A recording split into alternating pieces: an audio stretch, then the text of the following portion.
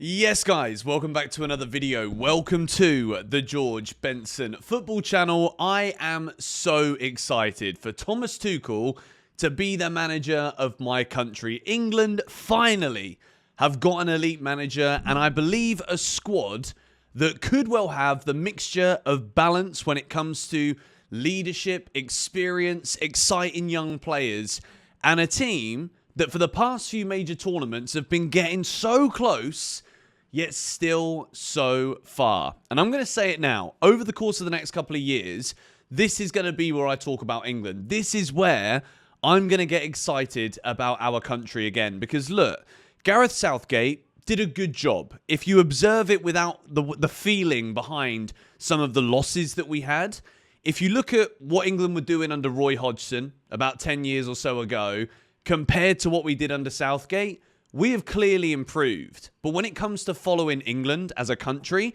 we need to win something. 1966, just a couple of days after my dad was born, is when England last won a major trophy. And look, Thomas Tuchel, as a Chelsea fan, I absolutely adore the bloke. He's one of my favourite people to have ever graced this earth. Although I've never met him, but I absolutely love him. And this guy is a tournament manager. Thomas Tuchel can win England the World Cup purely on how he manages game by game, let alone the quality of footballer that England have actually got at their disposal, at our disposal. So in this video today, I'm going to go through Thomas Tuchel's first England team selection for the games that we're going to be playing World Cup qualifiers now. It seems that, I don't know if it's just me getting old, but like people say that time flies when you get older. It's true, all right? It's flipping true. It feels like the World Cup was yesterday, and then we've had a Euros in the middle of that. But I want to talk about that a little bit because there is a point that you start to believe and start to stop believing, I guess, that it's even possible to win a trophy. Having seen the way that England did fall off again in that final, the way that against Italy in the 2020 or 2021 Euros, it was so frustrating to score so early and then just disappear. And it was the same against Spain. Cole Palmer coming off the bench after the form that he had, the season he had, for me was a criminal offence. The man wasn't on the pitch long enough to influence it long enough against Spain. And I'm not just saying that as a Chelsea fan, but look, he scored an incredible goal to equalise for England on the night. So, you know, it's all if buts and maybes, but Southgate inevitably didn't bring that Holy Grail trophy, whether it is the second star, the World Cup, or winning the Euros. I think we'd have been happy with either. It's not like, oh, well, if it's not the World Cup, then it doesn't quite matter. Winning the Euros is absolutely huge. But now we're looking forward, and it's the World Cup. And it is going to be the biggest World Cup ever. I believe we are now up to 48 teams, which is ever so slightly ludicrous. And apparently there's plans to even increase it to 64. I'm not going to talk about that today. Don't change something that ain't broken. When a team or a country, qualifies for the World Cup, it's something special. And if you eliminate, the fact, if you add 32 more teams onto it, then you basically know that all of the big countries are going to qualify. Yes, there might be some lesser countries that get a chance, and then when they're in the tournament, there might be more surprises. You might get some more stories, but I think what makes the World Cup so special is that it is only 32 nations, and I, for one, do not want to see that change. However, I do want to see England qualify, so we're going to go and take a little look now. I'm on the BBC website. I very rarely, if ever, look at the BBC for anything. Of course, Marcus Rashford is the headline at the top for whatever reason. Aston Villa forward Marcus Rashford has been named in Thomas Tuchel's first squad as England manager. Why is this such a shock? Rashford has been in brilliant form. And I want to talk about this a little bit here because for me, when it comes to, there's two ways that you can do this if you're an international manager. You either pick the players that are in the best form right now for the qualifiers that are happening right now, or you start to look at it as a squad where certain players might drop out of form, but you want to see a similar squad together as often as possible so that they can get as many minutes together as possible. And I want to ask you guys this question in the comments down below. When it comes to picking an England squad, do you think it should be who's playing well right now?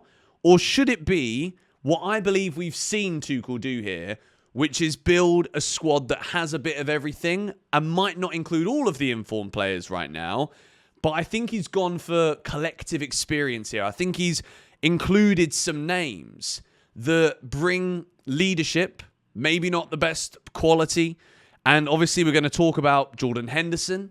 Could Wharton have been more deserving of that space? Could Conor Gallagher have potentially been more deserving than a Jordan Henderson now? Henderson is what, 34, turning 35 in a few months' time? But let's go down and actually have a look at the England squad. And I'm going to build my first Tuchel starting 11 in this video today. This is so exciting. We move into the squad. So, Henderson is handed the route back. We've seen that. Dan Burn is back in the squad. The England squad is this. Goalkeepers, Dean Henderson, Jordan Pickford, Aaron Ramsdale, James Trafford. I don't really see any surprises there. I think that is pretty much the given 4 goalies right now. If anything, I'd say James Trafford is having such a good season. But for me, we're going to go and pick it right now. I'm putting Jordan Pickford in goal. For me, he's England's keeper. Defenders, Dan Burn, Levi Colwill of Chelsea, Mark Gurhey, Reece James, Ezri Konsa, Miles Lewis-Skelly with his first international call-up for England. Deservedly so, by the way. Brilliant footballer. Tino Livramento, Jarrell Quansah, Kyle Walker, and that is the defence. So, the first major question that we have to ask is Thomas Tuchel going to treat this like he would manage a club side? How he'd manage a league season? It is a qualifying, so it's kind of like a league. It's like a mini league. Will we see the Thomas Tuchel? Let's look at the formations here. Are we going to see this, a 3-4-3? I am going to say that with the personnel we have in this England squad, particularly this England squad, I think we will. But let's take a little look at the rest of the squad here, and then we're going to build the rest of the team. Midfielders, Bellingham, Jude Bellingham, that is. Eze from Crystal Palace, Jordan Henderson, surprise, Curtis Jones, Cole Palmer, Declan Rice, and Morgan Rogers of Aston Villa. I love Morgan Rogers. I think he is such a menace. I think he can do such great work all over the park, and I wouldn't be surprised if he had a big role under Thomas Tuchel. Forwards, Jarrod Bowen, Phil Foden, Anthony Gordon, Harry Kane, Marcus Rashford, and Dominic Solanke. First thing I'll say here, Dominic Solanke, I'm very surprised that he's actually been called up here. I'm going to say that the reason for it is because when you look at these forwards, there's very few out-and-out strikers there. So I think Solanke's probably been picked for that reason.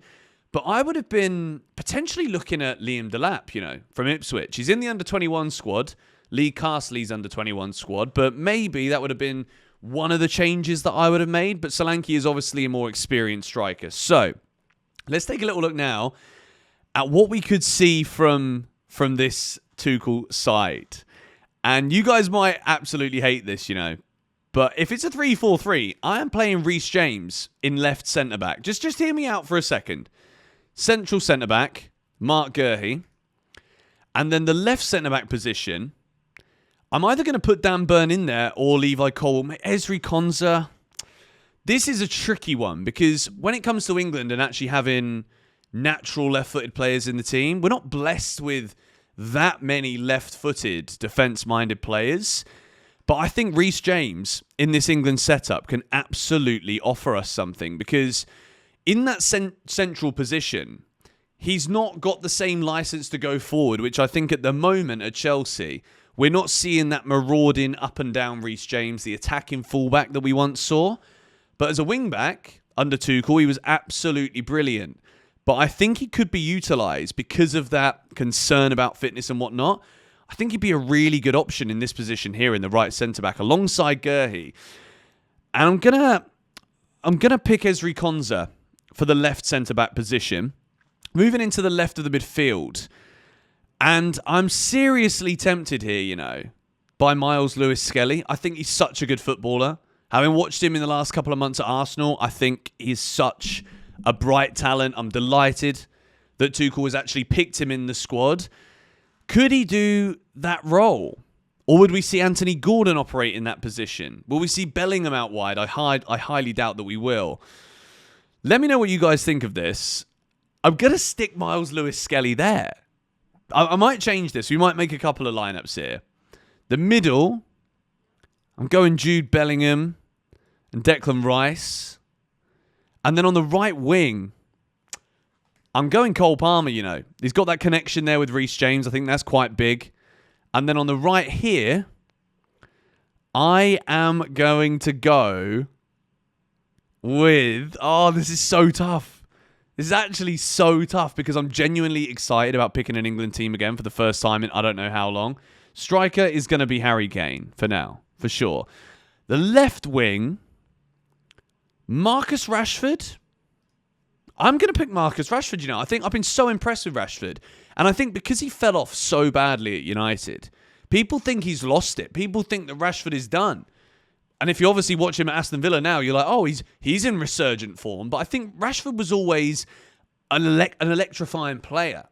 And I think just at Man United, it's that environment right now isn't an environment that is set up for players to thrive. And Ruben Amorim decided very early that he didn't want to have Rashford around because of the effort potentially that he was putting in. So I think Tuchel is a man that obviously demands a lot. And I think the fact that Rashford has been picked here off of merit means that Rashford will be absolutely willing to go 110% now that he's back in the squad because he deserves it from the way he's been playing. He's been brilliant the last couple of months. So now he's got to prove it to a top manager. And that right wing position, right? This is tough. I really like Jared Bowen. I think he's an excellent footballer. But I don't know. Eze, maybe. Foden is obviously, Phil Foden is so good. But do I pick Phil Foden there? Probably not in that position. I think it's so hard, right? Because I think Declan Rice has got to be in the England side. Jude Bellingham has got to be in the England side. And obviously I'm picking Cole Palmer to be in the England team every flipping day of the week. So Foden could be one of those guys that misses out because I don't think he's great on the left wing. Will Tuchel find a way to fit all of these players in? I don't know. Anthony Gordon, maybe. No, I don't know. Why don't I like this now that I've made it? You guys are obviously going to rinse me for whatever decision I make in the comments below. But let's confirm that. Let's do a 4-2-3-1. Jordan Pickford. I think Tino Livramento is unbelievable. I'm picking Tino Livramento. Mark Guehi alongside Konza or Colwell. I'm going to say Colwell. Left back. I'm going to go Miles Lewis-Skelly's got to be there, I think. I think right now he's England's best option as a left back. I really do. Here, Declan Rice. And I'm playing Jude Bellingham deeper. I really think Jude Bellingham can do a role in any position in this England team. I think he brings leadership now too. I think he's a massive player for us. And then going forward, what do we do here? What do we do here? I'm going to go Cole Palmer on the right-hand side there, which allows Foden to get in the team. This is how you get them all in. This is actually what I think he needs to do. Anthony Gordon then on the left and Harry Kane up top. If you manage to last until the end of this video, let me know what you think of that team there. Because I genuinely think that could be the one, you know. I really do. Reece James at right back. If Reece James is fit, I think he is the best right back. There's obviously no Trent Alexander-Arnold in the squad. I think that's because of the injury that we saw for Liverpool at the weekend, which means he'll also miss the Carabao Cup final this weekend. We're going to talk about that game tomorrow. Pardon me. We're going to talk about that game tomorrow. But yeah, I'm so excited. I am so excited for Thomas Tuchel taking over. To be honest, I watch all of the qualifiers when England play, but I just don't get excited for them. But now, I'm actually excited even for the qualifiers. I just want to see what he does. I want to see what formation he picks. I want to see who the early favourites are. Jordan Henderson's in the squad. Will we see him play? I didn't want to focus too much on those that didn't make it today because I want to look forward. But I obviously think there will still be changes. You've got the likes of Jamie Gittins having a great season. He's in the under-21 setup as well. There's a lot of players maybe in the under-21 setup that we could see make a race towards the World Cup squad. But I'm going to keep talking about England during these international breaks. I'm really excited for it. Let me know your England 11 under Thomas Tuchel in the comments down below. Thank you guys for watching. Subscribe to the channel. I'll speak to you later.